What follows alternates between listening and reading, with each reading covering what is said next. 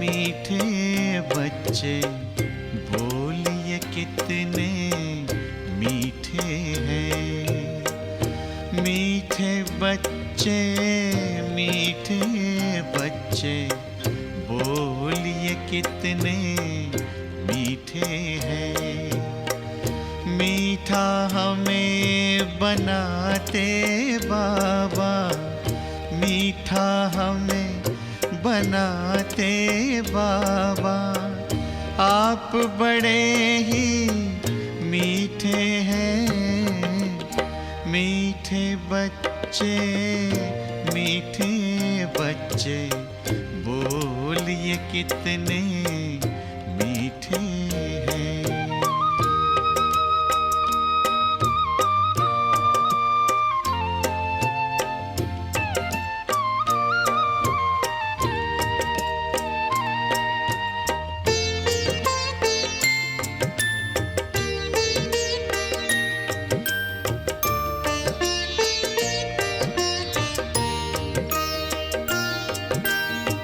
हम कहते कुर्बान आप पे बाबा, ये दिल जान है। जान नहीं कुर्बान बच्चों, करना तुम्हें जहान है। प्यार भरी इन शिक्षाओं से, प्यार भरी इन शिक्षाओं से सबके दिल को जीते हैं। मीठे बच्चे, मीठे बच्चे बोलिए कितने मीठे हैं।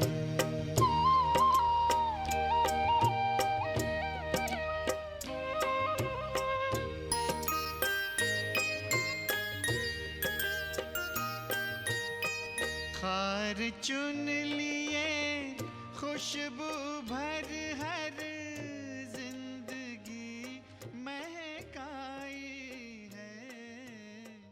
नाच उठे हैं मन मयूर जब मुरली मधुर। ओम शांति। आज 13 अक्टूबर 2020 ईश्वरीय महावाक्य है। बाबा कहते, मीठे बच्चे, बाप आए हैं तुम्हें घर की राह बताने। तुम आत्म अभिमानी होकर रहो तो यह राह सहज देखने में आएगी। प्रश्न है, संगम पर कौन सी ऐसी नॉलेज मिली है जिससे सतयुगी देवताएं मोह जीत कहलाएं? उत्तर है, संगम पर तुम्हें बाप ने अमर कथा सुनाकर अमर आत्मा की नॉलेज दी, ज्ञान मिला। यह अविनाशी बना बनाया ड्रामा है।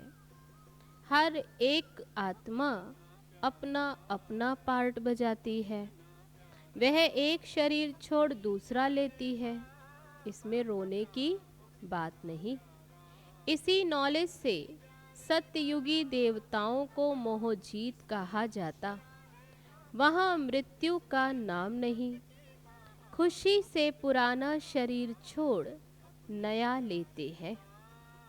गीत है, नयनहीन को राह दिखाओ प्रभु, पग पग ठोकर खाऊं।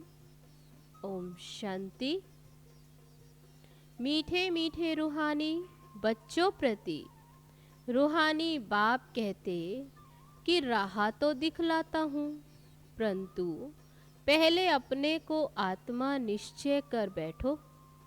देही अभिमानी होकर बैठो तो फिर तुमको राह बहुत सहज देखने आएगी।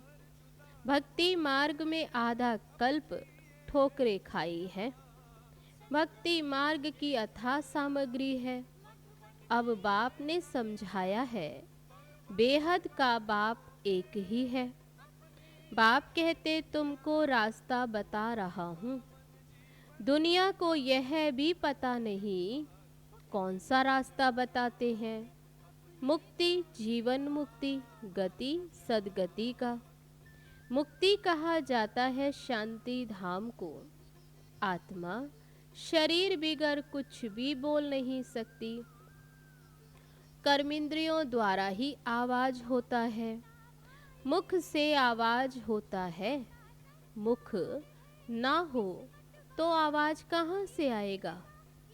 आत्मा को ये कर्मेंद्रियां मिली हैं कर्म करने के लिए। रावण राज्य में तुम विकर्म करते हो। यह विकर्म छी कर्म हो जाते हैं। सत्युग में रावण ही नहीं तो कर्म अकर्म हो जाते। वहाँ 5 विकार नहीं होते। उसको कहा जाता है स्वर्ग। भारतवासी स्वर्गवासी थे, अब फिर कहेंगे नरकवासी। विषय वैतरणी नदी में गोता खाते रहते हैं।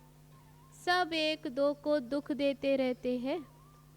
अब कहते बाबा ऐसी जगह ले चलो जहाँ दुख का नाम नहीं हो। वह तो भारत जब स्वर्ग था तब दुख का नाम नहीं था। स्वर्ग से नरक में आए, अब फिर स्वर्ग में जाना है। ये खेल है। बाप ही बैठ बच्चों को समझाते हैं। सच्चा सच्चा सत्संग ये है। तुम यहाँ सत्य बाप को याद करते हो, वही ऊंचते ऊंच भगवान है। वह है रचता, उनसे वर्षा मिलता है। बाप ही बच्चों को वर्षा देंगे। हद का बाप होते हुए भी फिर याद करते हैं। कहते हे भगवान, हे परमपिता परमात्मा रहम करो। भक्ति मार्ग में धक्के खाते खाते हैरान हो गए। कहते हैं हे बाबा हमको सुख शांति का वर्षा दो। यह तो बाप ही दे सकते हैं, सो भी 21 जन्मों के लिए। हिसाब करना चाहिए। सत्युग में जब इनका राज्य था तो जरूर थोड़े मनुष्य होंगे। एक धर्म था और एक ही राजाई थी। उनको कहा जाता स्वर्ग, सुख धाम। नई दुनिया को कहा जाता है सतो प्रधान और पुरानी दुनिया को तमो प्रधान कहेंगे। हर एक चीज पहले सतो प्रधान फिर सतो रजो तमो में आती है। छोटे बच्चे को सतो प्रधान कहेंगे। छोटे बच्चे को महात्मा से भी ऊंच कहा जाता है। महात्माएं तो जन्म लेते, फिर बड़े होकर विकारों का अनुभव करके फिर घर बार छोड़ भागते हैं। छोटे बच्चों को तो विकारों का पता ही नहीं, बिल्कुल इनोसेंट है। इसलिए वह महात्मा से भी ऊंच कहा जाता। देवताओं की महिमा गाते हैं। सर्वगुण संपन्न, 16 कला संपूर्ण, संपूर्ण निर्विकारी। अब साधुओं की ये महिमा कभी नहीं कहेंगे। बाप ने हिंसा और अहिंसा का अर्थ समझाया है। किसको मारना इसको हिंसा कहा जाता। सबसे बड़ी हिंसा है काम कटारी चलाना। देवताएं हिंसक नहीं होते, काम कटारी नहीं चलाते। बाप कहते अब मैं आया हूँ तुमको मनुष्य से देवता बनाने। देवता होते हैं सतयुग में। यहाँ कोई भी अपने को देवता नहीं कह सकते। समझते हैं हम नीच पापी विकारी हैं, फिर अपने को देवता कैसे कहेंगे। इसलिए हिंदू धर्म कह दिया। वास्तव में आदि सनातन देवी देवता धर्म था। हिंदू तो हिंदुस्तान से निकला, उन्होंने फिर हिंदू धर्म कह दिया। बाबा कहते तुम कहेंगे हम देवता धर्म के हैं। तो भी हिंदू में लगा देंगे, कहेंगे हमारे पास कॉलम ही हिंदू धर्म का है। पतित होने के कारण अपने को देवता कह नहीं सकते। अभी तुम जानते हो कि हम पूज्य देवता थे, अब पुजारी बने हैं। पूजा भी पहले सिर्फ शिव की करते, फिर व्याभिचारी पूजा करते पुजारी है। बाबा कहते व्याभिचारी पुजारी बने। एक बाप उनसे वर्षा मिलता, बाकी तो अनेक प्रकार की देवियां आदि हैं, उनसे कोई वर्षा नहीं मिलता। इस ब्रह्मा से भी तुमको वर्षा नहीं मिलता। वर्षा मिलता है एक निराकारी बाप से। तो निराकारी बाप और दूसरा है साकारी बाप। साकारी बाप होते हुए भी हे भगवान, हे परम पिता परमात्मा कहते रहते, उन्हें पुकारते हैं। लौकिक बाप को ऐसे नहीं कहेंगे। तो वर्षा बाप से मिलता है। पति और पत्नी हाफ पार्टनर होते हैं तो उनको आधा हिस्सा मिलना चाहिए। पहले आधा उनका निकाल, बाकी आधा बच्चे को देना चाहिए। परंतु आजकल तो बच्चों को ही सारा धन दे देते हैं। कोई कोई का मोह बहुत होता, समझते हमारे मरने के बाद बच्चा ही हकदार रहेगा। आजकल के बच्चे तो बाप के चले जाने पर माँ को पूछते भी नहीं। कोई कोई मातृ स्नेही होते हैं, कोई फिर मातृद्रोही होते हैं। आजकल बहुत करके मातृद्रोही होते हैं, सब पैसे उड़ा देते। धर्म के बच्चे भी कोई कोई ऐसे निकल पड़ते जो बहुत तंग करते। अब बच्चों ने गीत सुना, कहते हैं बाबा हमको सुख का रास्ता बताओ जहाँ चैन हो। रावण राज्य में तो सुख हो न सके, भक्ति मार्ग में तो इतना भी नहीं समझते कि शिव अलग और शंकर अलग है। बस माथा टेकते रहते, शास्त्र पढ़ते रहे। अच्छा इससे क्या मिलेगा कुछ भी पता नहीं। सर्व के शांति का सुख का दाता तो एक ही बाप है। सतयुग में सुख भी है तो शांति भी है। भारत में सुख शांति थी, अब नहीं है। इसलिए भक्ति करते दर दर धक्के खाते रहते। अभी तुम जानते हो शांति धाम सुख धाम में ले जाने वाला एक ही बाप है। बाबा हम सिर्फ आपको ही याद करेंगे, आपसे ही वर्षा लेंगे। ऐसे बाबा से बातें करते। बाबा कहते देह सहित देह के सर्व संबंधों को भूल जाना है, एक बाप को याद करना है, आत्मा को यहाँ ही पवित्र बनना है। याद ही नहीं करेंगे तो फिर सजाएं खानी पड़ेंगी और पद भी भ्रष्ट हो जाएगा। इसलिए बाबा कहते याद की मेहनत करो। आत्माओं को समझाते हैं और कोई भी सत्संग आदि ऐसा नहीं होगा जहां ऐसे कहे हे रूहानी बच्चों, ये है रूहानी ज्ञान जो रूहानी बाप से ही बच्चों को मिलता है। रूह अर्थात निराकार। शिव भी निराकार है ना, और तुम्हारी आत्मा भी बिंदी है, बहुत छोटी, उनको कोई देख न सके सिवाय दिव्य दृष्टि के। दिव्य दृष्टि बाप ही देते हैं। भगत बैठ हनुमान गणेश आदि की पूजा करते, अब उनका साक्षात्कार कैसे हो? बाबा कहते दिव्य दृष्टि दाता तो मैं ही हूँ। जो बहुत भक्ति करते हैं तो फिर मैं ही उनको साक्षात्कार कराता हूँ, परंतु इससे फायदा कुछ भी नहीं, सिर्फ खुश हो जाते हैं। पाप तो फिर भी करते हैं, मिलता कुछ भी नहीं। पढ़ाई बिगर कुछ बन थोड़े ही सकेंगे। देवताएं सर्वगुण संपन्न है, तुम भी ऐसे बनो ना। बाकी तो वह है सब भक्ति मार्ग का साक्षात्कार। सचमुच कृष्ण से झूलो, स्वर्ग में उनके साथ रहो। बाबा कहते भक्ति में तो जो भी किया वे सब साक्षात्कार आदि अभी सचमुच कृष्ण से झूलो, स्वर्ग में उनके साथ रहो। वह तो पढ़ाई पर है, पढ़ाई पढ़ेंगे तभी बाबा कहते ये पद पा सकते हैं। जितना श्रीमत पर चलेंगे, पढ़ाई अच्छी रीति पढ़ेंगे, उतना उच्च पद पाएंगे।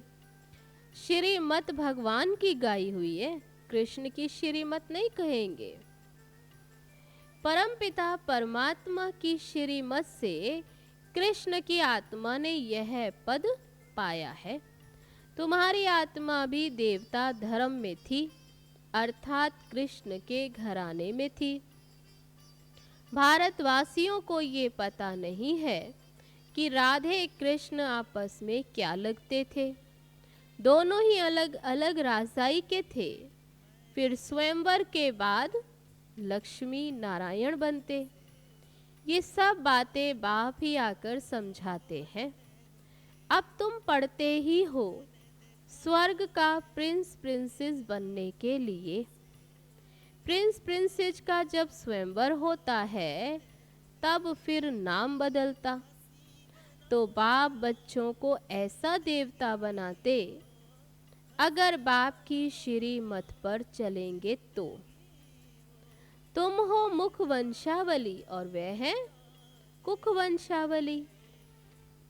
वह ब्राह्मण लोग हथियाला बांधते हैं काम चिता पर बिठाने का, और अभी तुम सच्ची सच्ची ब्राह्मणियां क्या करते हो? बाबा कहते तुम काम चिता से उतार ज्ञान चिता पर बिठाने हथियाला बांधते हो, तो वह छोड़ना पड़े।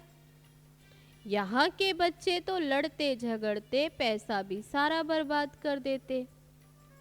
आजकल दुनिया में गंद बहुत है। सबसे गंदी बीमारी बाइस्कोप।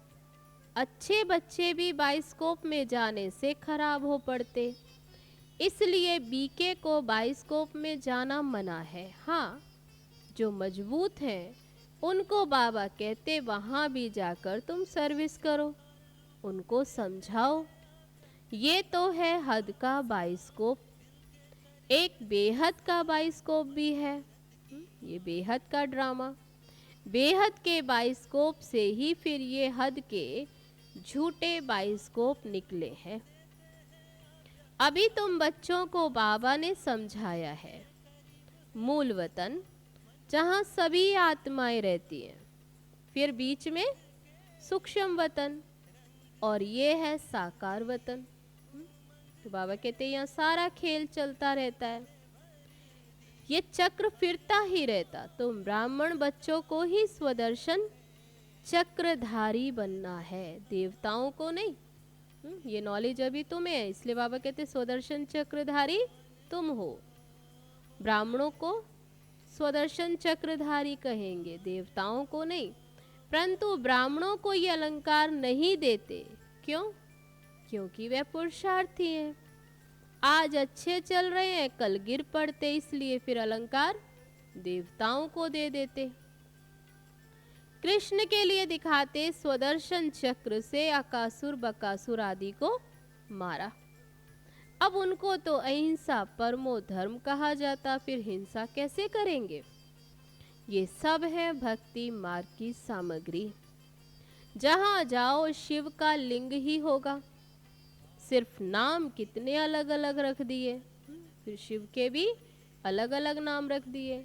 मिट्टी की देवियां कितनी बनाते, श्रृंगार करते, उनका हजारों रुपया उन पर खर्च करते। उत्पत्ति की, फिर पूजा करेंगे, पालना कर, फिर जाकर डुबो देते। कितना खर्चा करते हैं गुड़ियों की पूजा में। बाबा कहते जैसे गुड़ियों की पूजा है, बनाते हैं, पालना करते हैं, सजाते संवारते, फिर डुबो देते। बाबा कहते मिलता तो कुछ भी नहीं। बाबा समझाते ये सब पैसे बर्बाद करने की भक्ति है। सीढ़ी उतरते ही आए, बाप आते हैं तो सबकी चढ़ती कला होती है। सबको शांति धाम सुख धाम में ले जाते। पैसे बर्बाद करने की बात नहीं। फिर भक्ति मार्ग में तुम पैसे बर्बाद करते करते इंसॉल्वेंट बन गए। सॉल्वेंट इंसॉल्वेंट बनने की कथा बाप बैठ समझाते हैं। तुम इन लक्ष्मी नारायण की डिनाइस्टी के थे, अब तुमको नर से नारायण बनने की शिक्षा बाप देते हैं। वो लोग तीसरी की कथा अमर कथा सुनाते है, सब झूठ। तीसरी की कथा तो ये है जो बाप आकर अभी तीसरा नेत्र देते, जिससे आत्मा का ज्ञान का तीसरा नेत्र खुलता है, सारा चक्र बुद्धि में आ जाता। तुमको ज्ञान का तीसरा नेत्र मिल रहा है। अभी अमर कथा भी सुन रहे हो। अमर बाबा तुमको कथा सुना रहे हैं, किस लिए? ये कथा बाबा सुनाते अमरपुरी का मालिक बनाने के लिए। वहां तुम कभी मृत्यु को नहीं पाते, यहाँ तो काल का मनुष्यों को कितना डर रहता है। वहां डरने की रोने की बात ही नहीं। खुशी से पुराना शरीर छोड़ नया ले लेते हैं। यहाँ तो कितना मनुष्य रोते हैं। ये है ही रोने की दुनिया। बाबा कहते ये तो बना बनाया ड्रामा है, हर एक अपना अपना पार्ट बजाते रहते। ये देवताएं मोह जीत है ना। यहाँ तो दुनिया में अनेक गुरु हैं जिनकी अनेक मत मिलती, हर एक की मत अपनी है। एक संतोषी देवी भी है जिसकी पूजा होती है। अब संतोषी देवियां तो सतयुग में हो सकती, यहाँ कैसे हो सकती?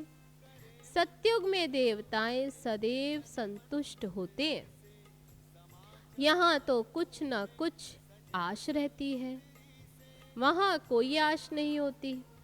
बाबा सबको संतुष्ट कर देते, तुम पदम पति बन जाते हो।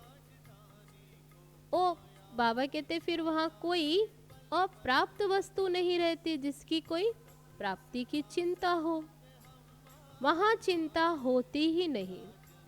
बाबा कहते सर्व का सद्गति दाता तो मैं ही हूँ। तुम बच्चों को 21 जन्मों के लिए खुशी ही खुशी देता।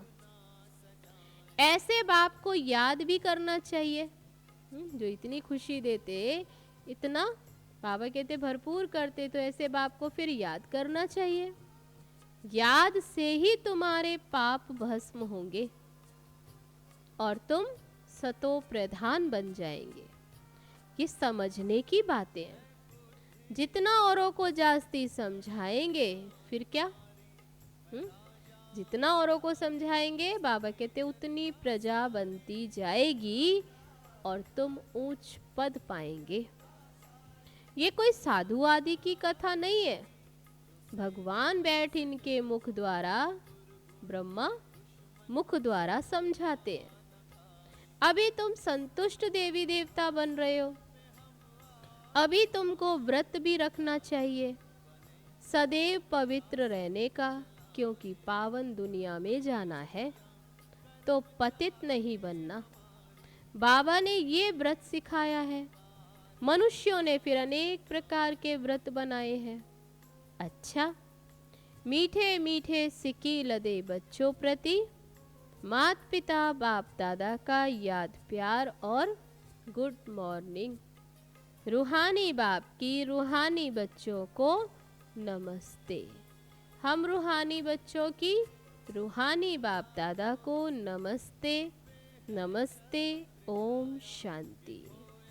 अब है धारणा के लिए मुख्य सार। पहली पॉइंट, एक बाप की मत पर चल, सदा संतुष्ट रहे, संतोषी देवी बनना है। यहाँ कोई भी आश नहीं रखनी है। बाप से सर्व प्राप्तियां कर पदम पति बनना है। दूसरी पॉइंट, सबसे गंदा बनाने वाला बाइस्कोप है। तुम्हें बाइस्कोप देखने की मना है। तुम बहादुर हो तो हद और बेहद के बाइस्कोप का राज समझकर दूसरों को समझाओ, सर्विस करो। अब है आज का वरदान। फुल स्टॉप की स्टेज द्वारा प्रकृति की हलचल को स्टॉप करने वाले प्रकृति पति भव। वर्तमान समय हलचल बढ़ने का समय है। फाइनल पेपर में एक तरफ प्रकृति का और दूसरी तरफ 5 विकारों का विकराल रूप होगा। तमोगुणी आत्माओं का वार और पुराने संस्कार सब लास्ट समय पर अपना चांस लेंगे। ऐसे समय पर समेटने की शक्ति द्वारा अभी अभी साकारी, अभी अभी आकारी और अभी अभी निराकारी स्थिति में स्थित होने का अभ्यास चाहिए। देखते हुए ना देखो, सुनते हुए ना सुनो। जब ऐसी फुल स्टॉप की स्टेज हो तब प्रकृति पति बन प्रकृति की हलचल को स्टॉप कर सकेंगे। तो आज का वरदान, फुल स्टॉप की स्टेज द्वारा प्रकृति की हलचल को स्टॉप करने वाले प्रकृति पति भव। अब है आज का स्लोगन। निर्विघ्न राज्य अधिकारी बनने के लिए निर्विघ्न सेवाधारी बनो। निर्विघ्न राज्य अधिकारी बनने के लिए निर्विघ्न सेवाधारी बनो। अच्छा, ओम शांति। तो ये थे बाबा के आज के महावाक्य। अब चलो चलते हैं बाबा की याद में।